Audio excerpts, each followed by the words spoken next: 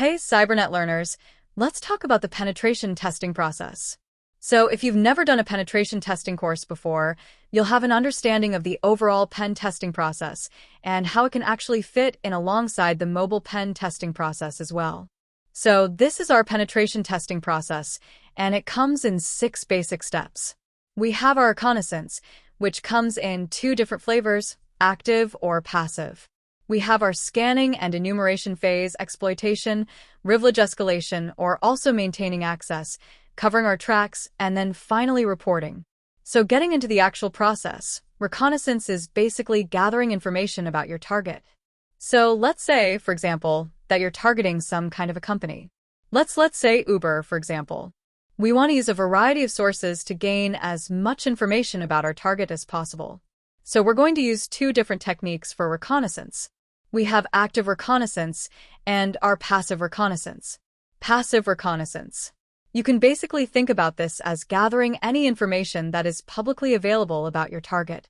This can include using things like LinkedIn to do some enumeration about who might work for the company, using things like Google to do some basic research about the company, its goals, its executive board, things like that. Also, using things like earnings reports, news releases, or anything like that would be also considered passive reconnaissance. Now, active reconnaissance. You can think of this as putting your hands on some portion of the target, but you're not quite doing scanning or enumeration yet. So active reconnaissance could include things such as physical reconnaissance. Maybe you're going to the building, looking at the entrances, observing the people coming in, finding out where badge scanners are. Anything like that could be considered active reconnaissance. Also, if you're doing something like interacting with targets via social engineering, maybe you're connecting with someone on LinkedIn and asking them about a job posting that you found through your passive reconnaissance techniques, right? This would be a form of active reconnaissance to continue gathering some more information about our target.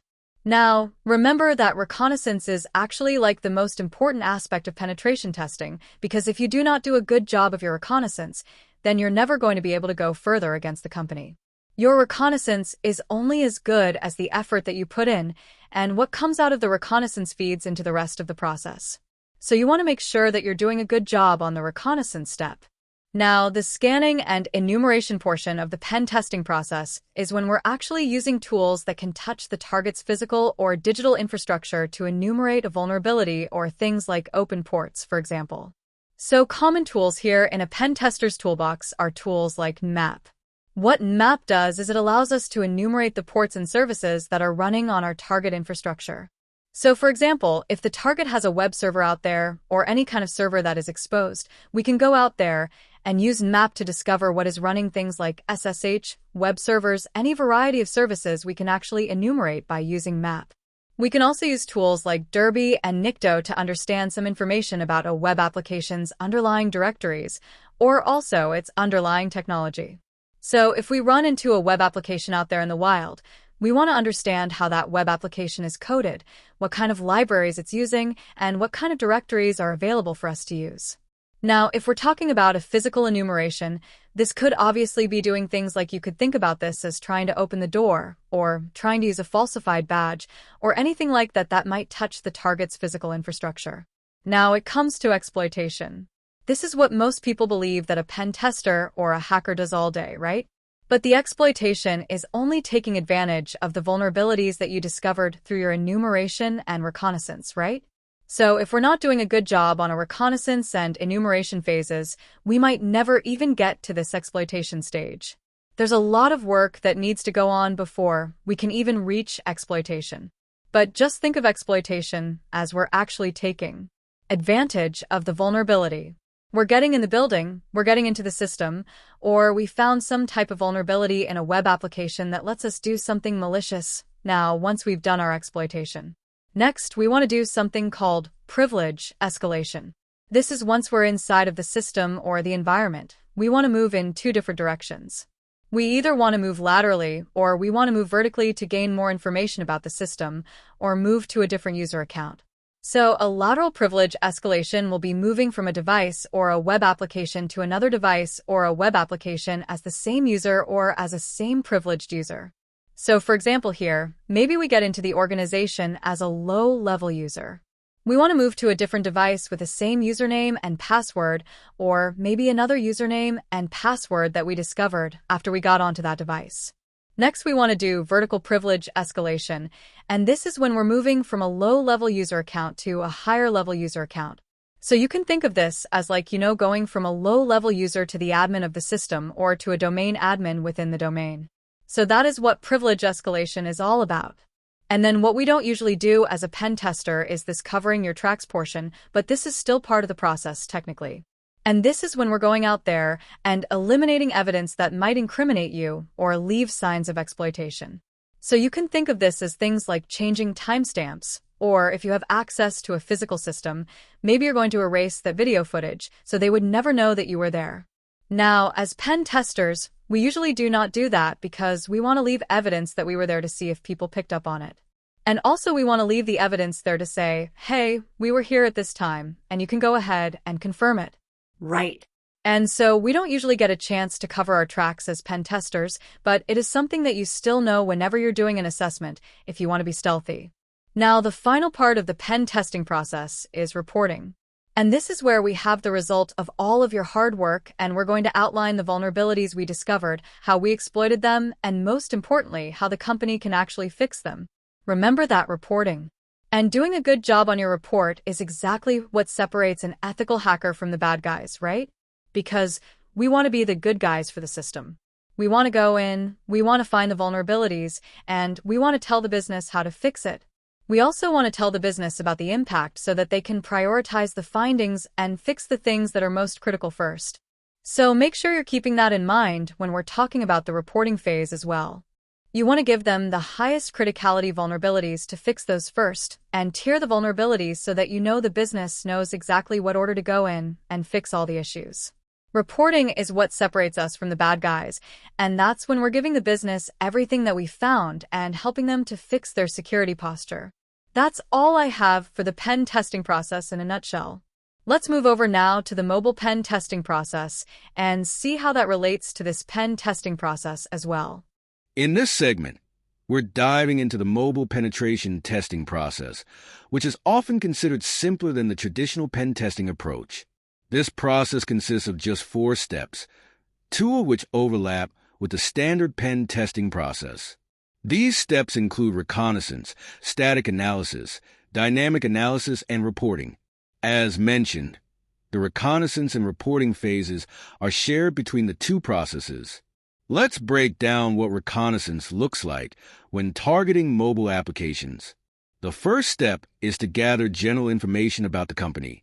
Great sources for this are the company's earnings reports and press releases. Earnings reports often reveal insights about mobile app sales and growth, while press releases will frequently highlight the launch of new mobile apps or features.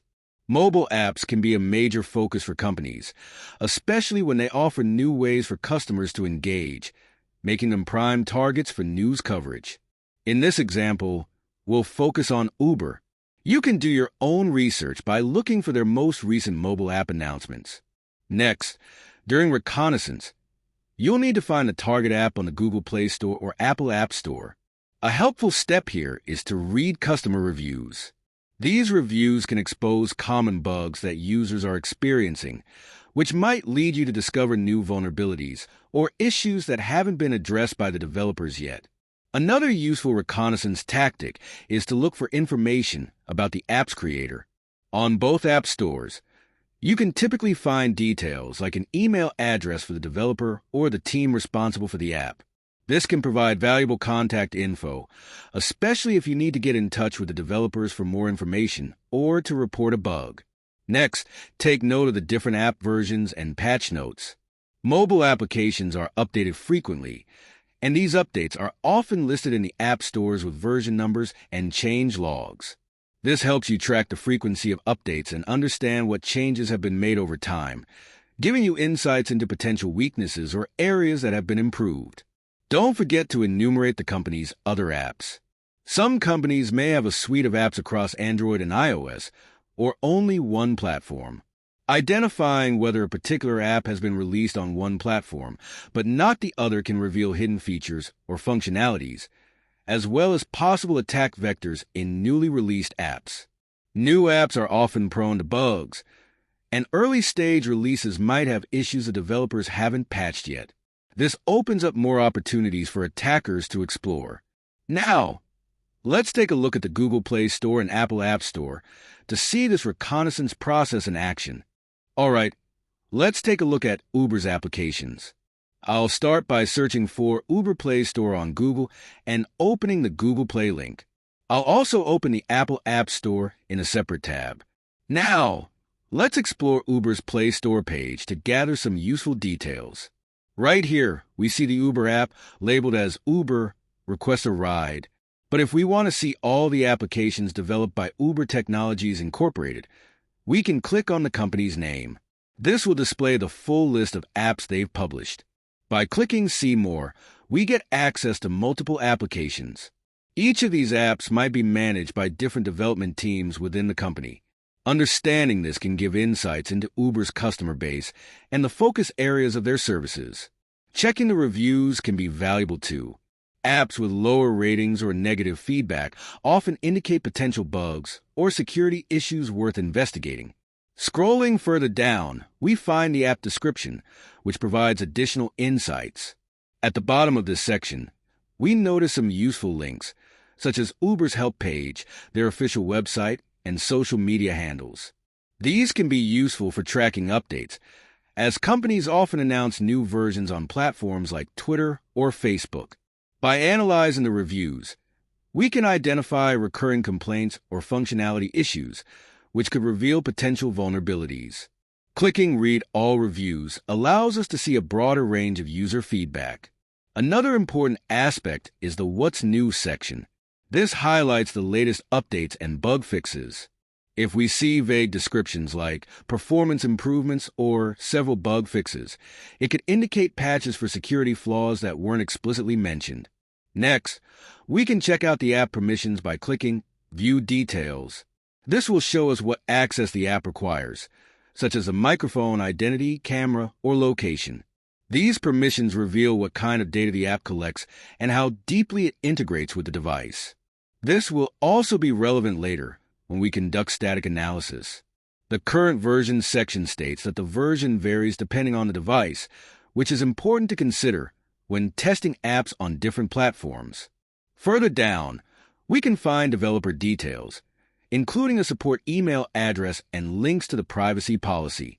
These are useful for gathering more information about Uber's digital infrastructure. Now, let's shift to the Apple App Store and compare the findings. Here, the Uber app appears with similar details. Again, clicking on Uber Technologies Incorporated reveals their entire app collection. Notably, there are some differences between the Android and iOS versions. For instance, the Android store lists an app called Uber Fleet, which isn't present in the Apple Store. This could suggest that the app is still in testing on Android before rolling out to iOS. Identifying such discrepancies can be useful from a penetration testing perspective. Moving back to Uber's App Store page, we see screenshots and a description similar to the one on the Play Store. However, it's still important to check for variations in URLs or any additional links that might provide more intel. One particularly useful feature of the Apple Store is the version history section. This allows us to see past updates, their release dates, and the changes made in each version. Observing the update frequency, we notice that Uber releases new versions roughly every 7 days. If a release falls outside the usual schedule, it could indicate an urgent security patch or a critical update. Apple also provides transparency about data tracking and user-linked data, which is valuable for understanding what information the app collects. By clicking See Details, we can get a comprehensive breakdown of these tracking elements. Another critical aspect is compatibility. If an app supports older versions of iOS, such as iOS 12, it might be easier to intercept traffic due to relaxed security policies, making SSL pinning bypass more manageable. Finally, we can check the supported languages, which might be useful if we're searching for hard-coded strings in different languages. At the bottom, we find links to Uber's website, Help Center, and privacy policy. And that wraps up our reconnaissance process for Uber's applications. This method can be applied to any app when conducting reconnaissance from app stores. Let's move on to the next section. All right, let's dive into the static analysis phase of our mobile penetration testing process. This is where we analyze the application's source code, either manually or using automated tools, to assess its security posture. One of the key things we'll be searching for in this phase is hard-coded strings. These could include sensitive information like usernames, passwords, API keys, emails, or even URLs that could reveal hidden functionalities or misconfigurations within the application. Now, an interesting aspect of static analysis is that it can often lead to the discovery of new testing vectors. For example, if we uncover an unknown URL, an email, or a storage bucket, we can leverage that information to conduct further reconnaissance. That URL might direct us to a previously undiscovered website or an API gateway, which could reveal additional exploitation paths. Speaking of API gateways, many companies deploy a separate API infrastructure for their mobile applications. Sometimes, we might find configuration files hidden within the traditional website or linked to an entirely different API gateway. This makes it crucial to compare the mobile app with its corresponding website to identify new attack surfaces. Additionally, if we stumble upon email addresses or usernames, we can use external tools like Phonebook to investigate whether those credentials have been exposed in previous breaches. Similarly, if a storage bucket is found, it's essential to check its security measures, as misconfigurations could expose critical data. Static analysis can lead us down multiple investigative paths. For instance, finding a storage bucket URL prompts us to examine its permissions and search for related company storage resources. If we discover a Firebase URL, we'll want to evaluate its security settings and determine what kind of data it stores. Many companies use naming conventions like company.qa, company.prod, or company.test. So tracking down similar assets can uncover further weaknesses. Another important aspect to analyze is hard-coded API URLs, especially those containing client credentials or authentication tokens. Occasionally, we might even find Swagger documentation, which can give us insights into API endpoints and accepted request formats. Once we have a list of application URLs, we can enumerate additional company websites and directories. Some mobile apps may request unique resources that are unavailable elsewhere, often indicated by special headers. Identifying these endpoints can be valuable for further testing. SQL statements are another focus area.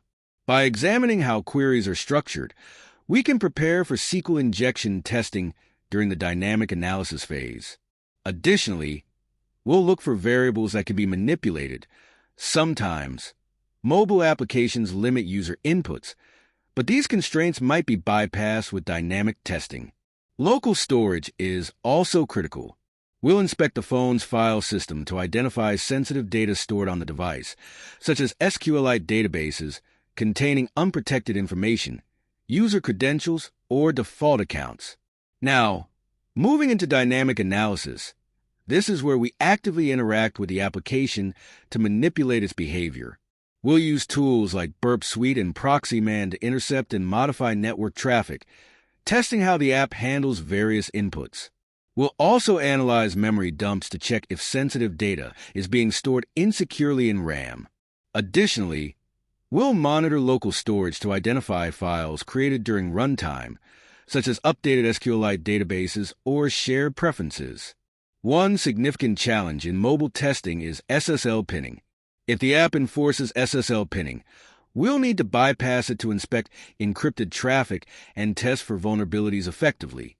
Dynamic analysis often reveals attack vectors from the OWASP top 10 for web applications, including SQL injection, cross-site scripting XSS, insecure direct object references IDOR, and XML external entity XXE attacks. If you're unfamiliar with the OWASP top 10, I highly recommend studying it, as these vulnerabilities are common across both web and mobile applications. Speaking of cross-site scripting, it's important to note that XSS vulnerabilities don't always execute within the mobile app itself. However, Some inputs from the mobile app may be reflected in the corresponding website, making them viable attack points. A user might change their display name in the mobile app, and if input sanitization is weak, that name could trigger XSS when viewed on the website. Now, let's talk about reporting. The reporting process in mobile penetration testing follows the same structure as traditional pen testing. Our report should include an executive summary, a list of discovered vulnerabilities, their criticality, and steps to reproduce them. Both the OWASP Top 10 for web and OWASP Top 10 for mobile should be considered when documenting security issues. It's crucial to explain the severity of each finding so that the business can prioritize remediation efforts, fixing critical and high-severity issues first while addressing lower-risk vulnerabilities later. To make your report more comprehensive, always include detailed reproduction steps so that developers can verify and address the vulnerabilities effectively. Additionally, highlighting positive security implementations is a good practice. Even if vulnerabilities exist, most applications will have at least some security measures in place, and acknowledging these helps maintain a balanced perspective. While some cases may involve completely insecure applications, it's rare to find an app with zero security measures. Recognizing the security controls that are working correctly gives clients confidence in their existing defenses while encouraging them to improve weaker areas. That wraps up our discussion on the mobile penetration testing process. Stay tuned for the next video in this series, where we'll continue exploring advanced testing techniques. See you there.